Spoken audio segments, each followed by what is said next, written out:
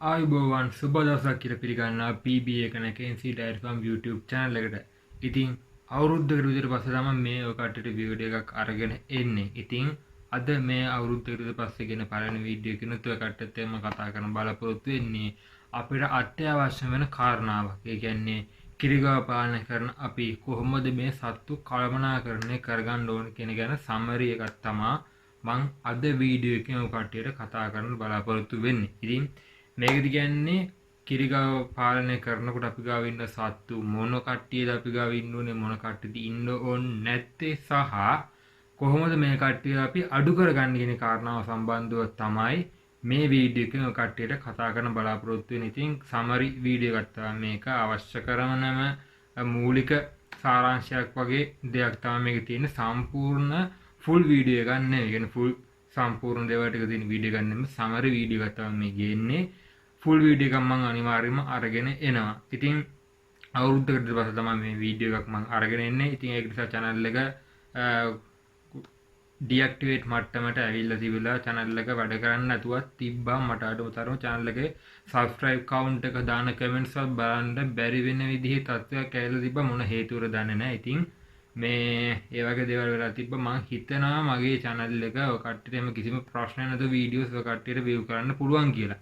ඉතින් මේ අද වීඩියෝ එකේ මේ කාරණාව සම්බන්ධව වෙන කතා කරමු වැඩි වෙලා ගන්න නැතුව අද මේ වීඩියෝ එක කට්ටියට මම මේ කොහොමද කිරිගාව පාලනයේදී මේ සත්තු කළමනාකරණය කරගන්නේ කියන කාරණාව සම්බන්ධව කට්ටියට සමරියක් මම අද වීඩියෝ එකෙන් කට්ටියත් එක්ක කතා කරන්න බලාපොරොත්තු වෙන්නේ. ඉතින් එහෙනම් වැඩි කතා නැතුව අපි යමු අද අපේ මේ වීඩියෝ එකට. හොඳයි යාළුවනේ. ඉතින් මේ කිරිගාවෙන් කළමනාකරණය. ඉතින් මේ කිරිගාවෙන් කළමනාකරණය කියන මාතෘකාවේදී මම කතා කරන්න බලාපොරොත්තු වෙන්නේ මම කලිනුත් කිව්වා වගේම අපේ ෆාම් එකේ ඉන්න ඕන සත්තු මොන කට්ටියද ඉන්න හොඳ නැත්te මොන කට්ටියද ඒ වගේම කොහොමද අපිට මේ කිරිගාවෙන් බැලන්ස් කරගන්න එහෙම නැත්නම් මැනේජ් කරගන්න පුළුවන් ක්‍රම මොනවද කියන එක සම්බන්ධව තමයි කතා කරන්න මම බලාපොරොත්තු වෙන්නේ. ඒ යටතේදී අපිට ගවගාලක ඉන්න සතුන් මොන කට්ටියද කියලා කතා කරොත් එහෙම සාමාන්‍යයෙන් ෆාම් එකක ඉන්නවා පොඩි පැටවෝ. ඉතින් මේ පොඩි පැටවුන් කියන්නේ වයස මාස 12ට අඩු. ඒ කියන්නේ අවුරුද්දට අඩු පිරිමි සහ ගැහණු කට්ටිය තමයි පැටවුන් කියලා කියන්නේ. එතකොට නෑම්බියන්. එතකොට මේ නෑම්බියන් කියන්නේ වයස අවුරුද්දට වැඩි තවමත් ගැප් ගෙනවත් නැති කට්ටිය තමයි මේ නෑම්බියන් කියලා කියන්නේ. ඒ කියන්නේ නෑම්බියන් කියන්නේ වයස අවුරුද්දට වඩා වැඩි ගැප් ගෙනව නැති කට්ටිය. ගැප් අරගෙන පැටව දාලා නැති කට්ටිය මේකට අයිති වෙනවා. ඒ කට්ටිය තමයි නෑම්බියන් කියලා කියන්නේ. එතකොට කිරි දෙනුන් කියන්නේ කිරි ගන්න කට්ටිය. ඒ කියන්නේ පළවෙනි පැටිය දැම්මට පස්සේ ඒ කට්ටිය කිරි දෙනක් වෙනවා. ඉතින් එතනින් පස්සේ ඒ කට්ටිය අයිති වෙන්නේ කිරි දෙනුන් කියන කොටසට. ඊළඟට ගොනුන්. ගොනුන් ගත්තොත් එහෙමනම් පට්ටි සඳහා භාවිතා කරන ගොනුත් ඉන්නවා. ඉතින් ඊට පස්සේ තව සමහරක් ෆාම් වල ඉන්නවා මරන්න දෙන්න බැරි තව කෙනෙකුට විශ්වාසයකින් දෙන්න බැරි මේ ගොනුන් තියාගෙන ඉන්නවා කට්ටිය. ඒ කියන්නේ මෙයාලව මරයි මේ කට්ටිය මොන හරි කරදරයක් වෙයි අන්න එහෙම තියාගෙන ඉන්න පිරිමි සත්තුත් ඉන්නවා. ඉතින් අන්න ඒ කට්ටිය. ඉතින් එතකොට ගවගාලක ඉන්නවා පොඩි පැටවෝ නෑම්බියන් කිරි දෙන්නු සහ ගොනුන් කියන මෙන්න මේ කොටස් හතර තමයි ගාලක ඉන්නේ. එතකොට සාමාන්‍යයෙන් ගාලක් ගත්තහම වර්තමානයේ හැම ෆාම් එකකම ඉන්න සත්තු වර්ග තමයි ජර්සි සහිවාල් මික්ස් කට්ටිය ඊළඟට ෆ්‍රීසියන් ඊළඟට AI මගින් හදාගන්න ඒ අභිජනනය කරගන්න විශේෂ ප්‍රභේද තියෙන සත්තු. ඉතින් ඒ කට්ටිය තමයි වර්තමානයේ හැම ෆාම් එකම අලුතෙන් පටන් ගන්න ෆාම් එක පවා මේ සත්තු බලා ගන්න පුළුවන්. එතකොට ඉතින් මෙතනදී ගවගාලක ඉන්න හොඳ නැති සත්තු කියලා මම මෙතන මේ chart එකේ අනිත් පැත්තේ දාලා තියෙන්නේ ගවගාලකට ඒ කියන්නේ බිස්නස් මට්ටමින් කරගෙන යන කට්ටිය ව්‍යාපාරය මට්ටමින් කරගෙන යන කට්ටියට මෙන්න මේ බටු ගවයින් ඊළඟට අනවශ්‍ය අනෙකුත් සත්තු කියන්නේ කිරි නැති කට්ටිය වෙන්න පුළුවන්. ඒ අනවශ්‍ය සත්තු කරට මම කවදාවත් ඇතුළත් කරන්නේ නැහැ ආබාධ තියෙන කට්ටිය. ඒ කියන්නේ ඇස්පේන් නැති සත්තු වෙන්න පුළුවන්. ඊළඟට ඇවිදීමේ අපහසුතාව තියෙන සත්තු වෙන්න පුළුවන්. ඒ කට්ටිය මේ අනවශ්‍ය සත්තු කෙනෙකුට මම අතුරත් කරගන්නේ නැහැ. ඉතින් මේ අනවශ්‍ය සත්තු කියන්නේ අනවශ්‍ය ගොනුන් ඉන්නවා. සාමාන්‍යයෙන් ගත්තාම ෆාම් එක සත්තු අපි හිතමුකෝ 10 දෙනෙක් ඉන්නවා කියලා. උපරම ගොන්නු 3 දෙනෙක් ඉන්න එක ප්‍රමාණවත්. ඉතින් ඒට අමතරව ඉන්න සත්තු එක්කෝ තව කට්ටියකට අඳේට ලබා දෙන්න පුළුවන්. ඉතින් ඒ කියන්නේ තවත් කෙනෙකුට පොරොන්දුවක් මත මේ සතා මැරුණොත් අපිට පෙන්වන්න කියන ඒ පොරොන්දුව මත යම්කිසි ලිපි ලේඛනයක් අරගෙන ඒ සත්වකට අඳේට ලබා දෙන්න පුළුවන් ගොනුන් පවා. සාමාන්‍යයෙන් ගොනුන් වල අඳේට ගන්නව කට්ටිය අඩි වැසියන්නම තමයි ගන්න. ඉතින් අපිට ගොනුන් උනත් ඒ වගේ අඳේට ලබා දීම හැකියාවක් තියෙනවා. ඊට පස්සේ අපිට ඒ සත්තු තවත් පාර්ටියකට විකුණන්න පුළුවන්. ඉතින් ඒ වගේ දේවල් කරලා අපිට මේ අනවශ්‍ය සත්තු අයින් කර ගැනීම හැකියාවක් තියෙනවා. ඉතින් එතකොට ගවගාලක ඉන්න ඕන ව්‍යාපාර මට්ටමින් බිස්නස් මට්ටමින් කරනවා නම් අනිවාර්යයෙන්ම ජර්සි සහිවාල් ෆ්‍රේෂියන්ස් ඒ මගින් අභිජනනය කරගන්න විශේෂ ප්‍රභේද. ඉතින් මේ කට්ටිය තමයි බිස්නස් මට්ටමින් කරනකොට ඒ ෆාම් එක ඉන්න ඕන සත්තු ප්‍රභේද වෙන්නේ. ඊළඟට අපි මේ සත්තුන් සිංචනය කරනකොට ඒ සත්තුන් අපි AI වගේම ස්වභාවික සිංචනය කෘතිම සහ ස්වභාවික මෙන්න මේ ආකාර දෙකටම අපිට මේ සිංචන කටයුතු මේ දෙනුන් සඳහා අපිට කරගන්න පුළුවන්. ඉතින් ඒකට අනිවාර්යයෙන්ම අපි AI මේ සමා වෙන්න ස්වභාවික සිංචනය සිදු කර ගන්නවා නම් ජර්සි ගොනුන් ජර්සි සහිවාල් මික්ස් වෙච්ච කට්ටිය ෆ්‍රීෂියන් හෝ සහිවාල්. ඉතින් මෙතන ගොඩක්ම සහිවාල් ගොනුන් නම් මේ සිංචනය සඳහා භාවිතා කරගන්නවා අඩුයි. අම වශයෙන් ජර්සි සහිවාල් මික්ස් කට්ටිය තමයි ගොඩක් හැම ෆාම් එකකම වගේ ඉන්නේ. ෆ්‍රීෂියන් කට්ටිය මේ හදාගන්න කියන්නේ ඒ කට්ටිය මේ උණුසුම් දේශගුණ තියෙන පැතිවර ඒ කට්ටිය තියාගන්න අමාරු නිසා ගොඩක්ම ජර්සි සහිවාල් මික්ස් කට්ටිය හරි ජර්සි කට්ටිය හරි තමයි මේ උණුසුම් ප්‍රදේශවල පවා ඉන්නේ. ඉතින් ඒ කට්ටිය තමයි පට්ටි සඳහා භාවිතා කරගන්න පුළුවන් ගොනුන් වර්ගය. ඉතින් ඊළඟට මෙතනදි මම දක්වලා තියෙනවා අලුතෙන් කිරිගව පාලනය කරන කෙනෙක් ඉන්නවා නම් කියන්නේ අලුතෙන්ම ෆාමින් පටන් ගන්න කෙනෙක්ට මම මෙතන රෙකමන්ඩ් කරලා තියෙනවා මේ කාරණාවන් 4ක් ඒ කට්ටියට මේ ඉන්න ඕන සත්තු වර්ග මොන කට්ටියද කියලා. ඉතින් අවුරුද්දට වැඩි පැටව් දාලා නැති ගැප් ගෙන ඉන්න නෑම්බියා. ඉතින් ඒ කියන්නේ අවුරුදු නෑම්බියක් තමයි කියන්නේ ගැප් අරගෙන ඉන්න නෑම්බියා.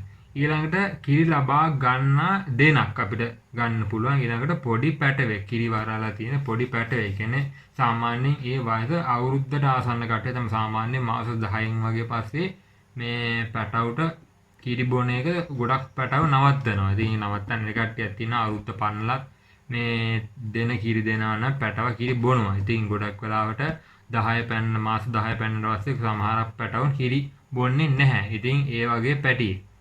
ඉතින් ඊළඟට අවශ්‍ය නම් පට්ටි ගොනෙකුත් අපිට ගන්න පුළුවන්. ඉතින් මේ මෙතනදී මම මෙතන අලුතෙන් පටන් ගන්න කට්ටියට මේ කාරණාවන් 4 රෙකමන්ඩ් කරලා තියෙන්නේ අවුරුද්දට වැඩි ගැප් ගෙන දින ඇම්බියක් මේ තියාගන්නකොට ඒ සතාට අවශ්‍ය කරන ගැප් ගෙන ඉන්න කෙනෙක්ට අවශ්‍ය කරන පෝෂණය ලබා දෙන්න ඕනේ කොහොමද කියන එක ගැන අපිට එක්ස්පීරියන්ස් එකක් එනවා.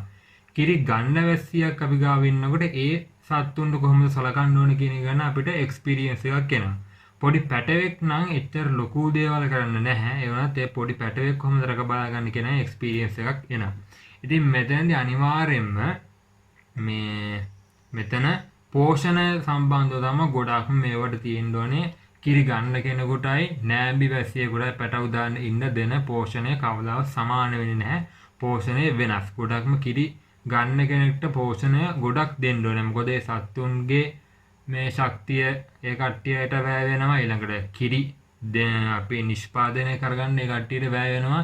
ඊළඟට ඒ කට්ටියගේ දේහ උෂ්ණත්වය බැලන්ස් කරගන්න ඊළඟට එයාලගේ ගමන් බිමන් යනකොට කියන්නේ එයාලා ඇවිදගෙන යනකොට ඒ හැම දෙයකම ශක්තිය වැය වෙනවා. එතකොට අනිවාර්යයෙන්ම ගොඩක් පෝෂණය අවශ්‍ය වෙනවා. ඉතින් ඒ සම්බන්ධවත් අලුතෙන්ම කිරිගව පාලනය කරන කෙනෙක්ට අවශ්‍ය කරන වීඩියෝස් ප්ලේලිස්ට් එකකුත් මගේ channel එකේ කට ප්ලේලිස්ට් එකට ගිහම බලා ගන්න පුළුවන්. ඉතින් ඒ වගේ දේවලුත් මම ඔකට ගෙනල්ලා දීලා තියෙනවා. ඉතින් මේක තමයි අලුතින් කිරිගව පාලනය කරන කට්ටියට මම දීලා තියෙන කාරණාවන් 4.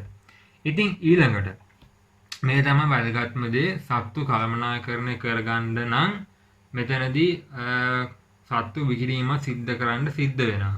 ඉතින් එතකොට සත්තු අයින් කරන්න සිද්ධ වෙනවා. ඉතින් එතකොට මෙතනදී මම කාරණාව තුනක් දක්වලා දෙනවා. මේක තමයි පොදුවේ හැම ෆාම් එකකම සිද්ධ වෙන කාරණාවන් තුන තමයි මේ. ඉතින් පළවෙනියටම අඳේට සත්තු ලබා දෙන්න බලනවා. ඒ කියන්නේ ගොඩක් වෙලාවට මේ අඳේට වැස්සියන් ලබා දීමේ සම්භාවිතාවය අඩුයි. ගොඩක්ම ඒ කියන්නේ අඳේට වැස්සියෝ ලබා දෙන්නේ නැහැ. සත්තු මේ කට්ටිය විකිණීම තමයි සිද්ධ කරන. ගොඩක් ගොනුන් තමයි බලාගන්න මරන්න විකුණන්න හරි ඊළඟට තවත් කෙනෙකුට විකුණන්න හරි අකමැති නම් ගොඩක්ම ගොන්නු තමයි මේ අඳේට ලබා දෙන්න බලන්නේ. ඉතින් ඒක ගොන්නු අඳේට ලබා ගන්නවා අඩුයි කට්ටිය. ගොඩම වැස්සියෝම තමයි ගන්න. ඉතින් අපිට සත්තු අඳේට ලබා දෙන්න පුළුවන්. ඉතින් ඒ ක්‍රමය හරියන්නේ නැත්නම් ඊළඟට සත්තු විකුණන්න පුළුවන්. තවත් කෙනෙක් අපිට මේ මිරදී ගන්න කෙනෙක් අපිට හොයලා ඒ සත්තුන්ව අපිට විකුණන්න පුළුවන්. ඉතින් විකිණීමේදීත් වෙනම ක්‍රියාපටිපාටියක් තියෙනවා. පර්මිට් එක අරන් පොලිසියෙන් ඒ අවශ්‍ය කරන ලිපි ලේඛන සකස් කරලා පර්මිෂන් එක අරගන්න ඕන සතාව ප්‍රවාහනය කරනවා නම් වාහනයක. ඉතින් ඒ වගේ දේවල් තියෙනවා. ඉතින් ඊළඟට තුන්වෙනි කාරණාව තමයි ගොඩක්ම ව්‍යාපාරික මට්ටමින් කරන ගොඩක් ෆාම් වල වගේම පොඩි ෆාම් වලත් වෙන දෙයක් තමයි මස් පිණිස සත්තු අලෙවි කරන එක. ඉතින් මේක නම් මම රෙකමන්ඩ් කරන්නේ නැහැ කිසිම වෙලාවක. මොකද සත්තු මස් පිණිස අලෙවි කරන එක රෙකමන්ඩ් කරන්නේ නැහැ මම කිසිම වෙලාවක. ඉතින් මේ ඒකත් ඒ වුණත් ගොඩක් ෆාම් වල 90%කම වගේ වෙනද 90කටත් වඩා සාමාන්‍ය 99ක වගේ ගන්න පුළුවන්. ඒ වගේ ෆාම් ගොඩක වෙන්නේ මේ දේ.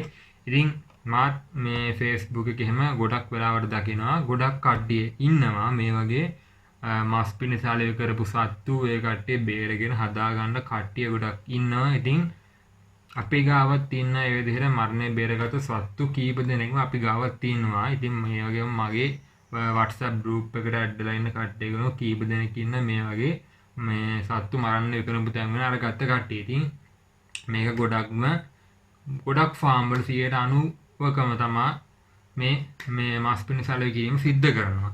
ඉතින් මේ තමයි සත්තු කළමනාකරණය කර ගැනීම යටතේ ගත්තාම මෙන්න මේ දේවල් ගැන තමයි මට ඔය කට්ටියට කියන්න තියෙන්නේ. මොකද මේ තමයි සාමාන්‍යයෙන් ෆාම් එකේ කරගන්නවා නම් ෆාම් එක ගැන අපිට සමරි එකක් විදිහට දැනගන්න අවශ්‍ය කරන දේවල්.